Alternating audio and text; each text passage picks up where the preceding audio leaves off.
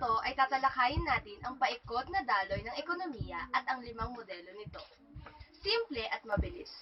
Parang yung ex mo na nakahanap agad ng iba. Pero di ko kaya bumitaw at bigay masasaktan dahil mga Unang modelo. Unang modelo. Tinatawag ito na payak na ekonomiya. Ang producer ng produkto ay consumer rin. Nakikinabang ito sa sariling produkto. Halimbawa, ang bayan ng San Luis ay kinabubuhay ang pagsasaka at ang nakukuha mula sa pagsasaka ay ang pantawid sa pang-araw-araw at pagkain ng bawat isa. Ikalawang modelo. Ikalawang modelo. Ito ay sa pagitan ng sambahayan at bahay kalakal. Ang sambahayan ay grupo ng mga pamilya sa isang lugar. Ang bahay kalakal naman ay isang kumpanya, negosyo, negosyante, at sa simpleng description ay producer.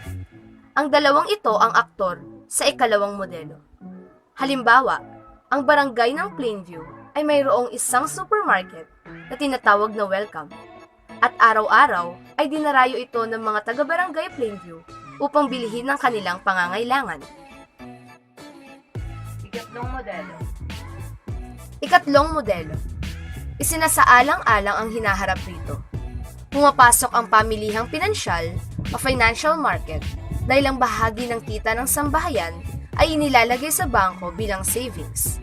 At para sa bahay kalakal naman ay mga kooperatiba at investments. Halimbawa, si Raymond ay nagtatrabaho bilang utusan ni Yorme Isko at ang kalahati ng kanyang sweldo ay napupunta sa bangko. Ikaapat na modelo. Ikaapat na modelo. Ang pamahalaan ay lumalahok sa sistema nito.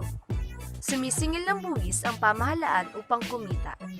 Ang buwis na ito ay tinatawag na public revenue.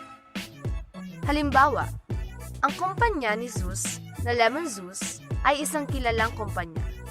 Si Raymond naman ay sekretarya niya. Pareho silang nagbabayad ng buwis. Ikalimang modelo. Iba pang usapin ang pambansa sa ekonomiya sa labas.